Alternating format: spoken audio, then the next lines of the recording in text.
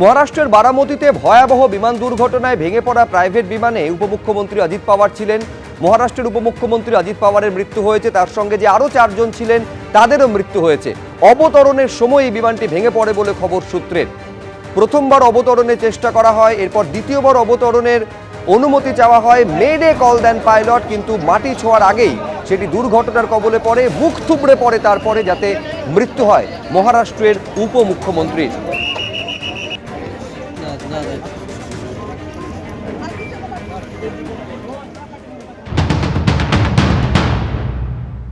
এটা second time land করতে এসে এটা রানওয়ে সাইডে ক্র্যাশ হয়ে যায়।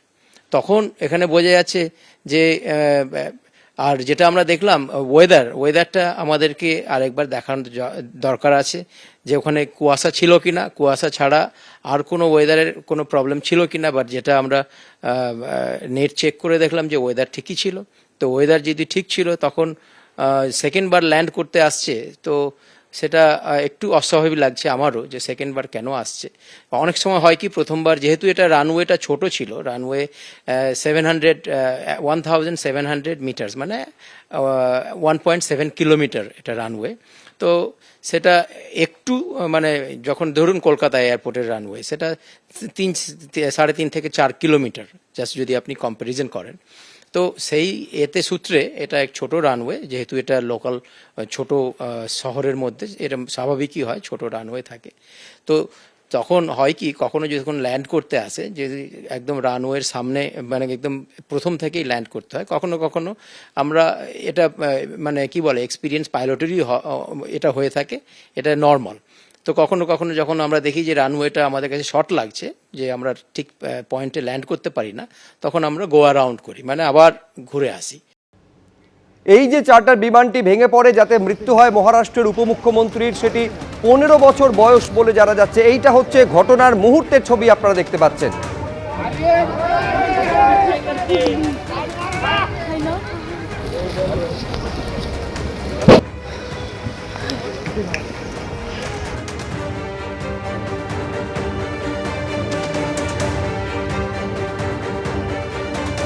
ম্যাপের মাধ্যমে আপনাদের সামনে তুলে ধরার চেষ্টা করছি। মুম্বাই থেকে রওনা দিল সকাল 8টা নাগাদ, এরপর 8:45 নাগাদ বারাণসীতে একেবারে ল্যান্ড করার আগের মুহূর্তে যান্ত্রিক ত্রুটি সম্ভবত বুঝতে পারেন পাইলট, এবং প্রথমবার অবতরণে অসুবিধা হওয়ায় দ্বিতীয়বার অবতরণের অনুমতি চান, মেডে কল পাঠান, কিন্তু অবতরণের অর্থাৎ ল্যান্ড করার আগেই মুখ থুবড়ে পড়ে এই বিমান, যাতে মৃত্যু হয় মহারাষ্ট্রের উপমুখ্যমন্ত্রীর। এখন এই দুর্ঘটনা ঘটল কিভাবে বা প্রাথমিকভাবে কোন কোন সম্ভাবনা খতিয়ে দেখা হচ্ছে জানবো। বিজেন্দ্র সিংহ আমাদের প্রতিনিধি রয়েছেন। বিজেন্দ্র, দেখো সুব্রজিৎ, যে সিকোয়েন্সগুলো এখন অব্দি উঠে আসে সেটাতে আমরা জানতে পারছি কি আজকে কুয়াশা ছিল, অনেক ফগ ছিল পুনে এবং বারামতির এরিয়াতে, ভিজিবিলিটি খুবই লো ছিল, এবং যখন বারামতি এয়ার স্ট্রাইপটাও ভিজিবল খুব একটা ছিল না, সেখানে নাইট ল্যান্ডিং এর ফ্যাসিলিটি নেই। পাইলট যখন প্রথম অ্যাটেম্প করে ল্যান্ডিং এর জন্য, ভিজুয়াল একটা সমস্যা ছিল, সেক্ষেত্রে ল্যান্ডিং এর সফল হয়নি। সেক্ষেত্রে রাইট টার্ন নিয়ে আবার পাইলট পেছনে চলে যায়, কিছু হাইটে যায়, আর সেকেন্ড অ্যাটেম্প যখন নেয় কি তাকে আবার সেকেন্ড অ্যাটেম্প করে সেখানে ল্যান্ড করতে হবে, এবং তখনই কিন্তু তার সন্দেহ হয় কি কিছু একটা ডিফিকাল্টি হচ্ছে। সে সময় মেডে কল করে, এবং মেডে কল করার পরেই কিন্তু ক্র্যাশ হয়ে যায় ঠিক রানওয়ের একটু ওপরে। মনে করা হচ্ছে কি এটা প্রায় 250 থেকে 200 ফিট উপরে যখন ছিল এই জাহাজটি, সেখান থেকে ক্র্যাশ ল্যান্ড হয়েছে, এবং তারপরে কিন্তু গ্রাউন্ডে যখন পড়ে যায় জাহাজটি, সেই সময় ব্লাস্ট হয়। সেটার মধ্যে স্থানীয়রাও বলছেন কি পরপর ব্লাস্টের হয়, সেখানে আগুন বেরিয়ে আসতে তারা দেখেন সেখানে, এবং তারপর এই ঘটনার এই মুহূর্তে প্রাথমিকভাবে এটাই এখন স্কেচ তৈরি করা হচ্ছে। তবে কেন এই ব্লাস্ট হলো এবং কেন এয়ার ক্র্যাশ হলো সেটা আনুষ্ঠানিকভাবে হয়তো তদন্ত করে জানা যাবে, কিন্তু প্রাথমিকভাবে এই সিকোয়েন্স অফ ইভেন্টসগুলো ডিজিসি এর কাছে এসছে। 5 জন যারা ছিলেন আজকে সকালে 7টার সময় মুম্বাই এয়ারপোর্টে সূচিত করা হয় কি এই ফ্লাইট এখান থেকে যাবে বারামতি, এবং সেই পারমিশন চাওয়া হয় 7টার সময় টেক অফের জন্য। 7টার সময় সেখানে টেক অফ করে সেই ফ্লাইট, এবং 8:45 নাগাদ পৌঁছানোর কথা ছিল বারামতি, এবং সেখান থেকে আজকে কিছু কর্মসূচি ছিল অজিত পাওয়ারের, সেটাতে তিনি যোগ দেওয়ার কথা ছিল। কিন্তু তার আগে ঠিক ল্যান্ডিং এর সময় কিন্তু এই অ্যাক্সিডেন্টটা হয়েছে, এবং ফার্স্ট অ্যাটেম্প্ট ফেল করে ল্যান্ডিং এ, দ্বিতীয় অ্যাটেম্পটে যখন করছিলেন পাইলট ল্যান্ডিং করানোর সময়, সেই সময় ক্র্যাশ হয়েছে। এটা প্রাথমিকভাবে এখন উঠে আসছে। তবে কেন এই ক্র্যাশ এভাবে হলো সেটা এখন অফিসিয়াল রিপোর্টগুলো আসার পর জানা যাবে। কিন্তু যেই কোম্পানি এই সার্ভিসেসটা দেয় সেটা দিল্লি বেসড কোম্পানি, তাদের কাছে আরও 6টি এয়ারক্রাফট এই ধরনের রয়েছে এবং বিভিন্ন জায়গায় সেটা তারা চার্টার সার্ভিসে দিচ্ছেন। সেক্ষেত্রে তারা বলছেন এটাতে কোনো ত্রুটি ছিল না। কিন্তু এত বছর পুরনো একটা জাহাজ, কি সমস্যা ছিল সেটা হয়তো তদন্তের পর উঠে আসবে। কিন্তু একটা প্রশ্ন উঠছে কি 15 বছর পুরনো ছিল, রিপেয়ারিং গুলো ঠিক ছিল কিনা বা অন্য কোনো সমস্যা ছিল কিনা, সেটা তদন্তের পর উঠে আসবে। কিন্তু প্রাথমিক যে ভাবে দেখা যাচ্ছে কি ল্যান্ডিং এর সময় কিন্তু সমস্যাটা হয়েছে, যখন মেড এ কল দেয় পাইলট এবং ফোর্স ল্যান্ডিং তিনি করানোর চেষ্টা করছিলেন, সেই সময় ক্র্যাশ হয় এবং 5 জন যারা ছিলেন 5 জনের মৃত্যু হয়েছে। বিজেন্দ্র, ধন্যবাদ। এবার যে সময় দুর্ঘটনাটি ঘটে অর্থাৎ 9:45 নাগাদ প্রথমবার অবতরণে সমস্যা হয়, দ্বিতীয়বার অবতরণের সময় অনুমতি চান এই বিমানের পাইলট এবং সেই অবতরণের ঠিক আগের মুহূর্তে মেডে কল দেন পাইলট। মেডে, আমি আরেকবার আপনাদের বলি, এই মেডে কল পাইলট তখনই দেন যখন তিনি একটা বিপদ অনুভব করেন।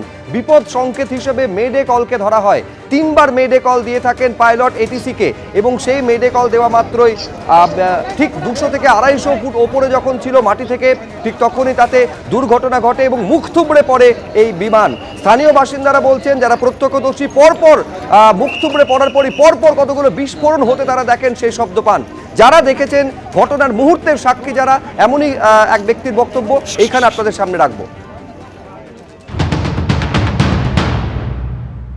ये हमने देखा कि एयरप्लेन जब नीचे आया था ऐसा लग रहा था उसका क्रैश हो जाएगा ऐसा हम सोच रहे थे, तभी क्रैश हो गया। हम देखे कि हमें लगा नहीं क्रैश हो गया है, लेकिन एयर ट्रैप पे उतरेगा ऐसा लगा, उतर रहा है, लेकिन क्रैश हुआ और उसके बाद स्फोट हो गया उसका ज़बरदस्त।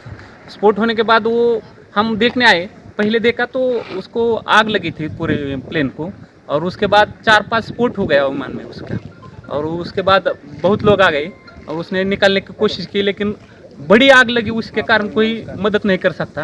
लेकिन सब आ गए, तब बाद में उसको उसमें आजिदा था। ये हमारे लिए बहुत शौक की बात में है कि हमें बता नहीं सकते हम बात में ऐसा, लेकिन हमने देखा है कि पायलट ने भी ट्राई किया होगा कि लैंडिंग करने का, लेकिन लैंडिंग हुआ नहीं है। ये बहुत शौक वाली घटना है। हमने देखा पूरा एक नीचे आ रहा था, ट्रैप पे आ रहा था, ट्रैप के नज़दीक 100 फुट से नज़दीक आके गिर गया है। এখন সবথেকে বড় প্রশ্ন হচ্ছে বিমানটা দুর্ঘটনাগ্রস্ত হলো কিভাবে, কি কারণে ঘটলো দুর্ঘটনা। বেশ কিছু সম্ভাবনার কথা তুলে ধরেছেন প্রাক্তন পাইলট আশরাফ শেখ।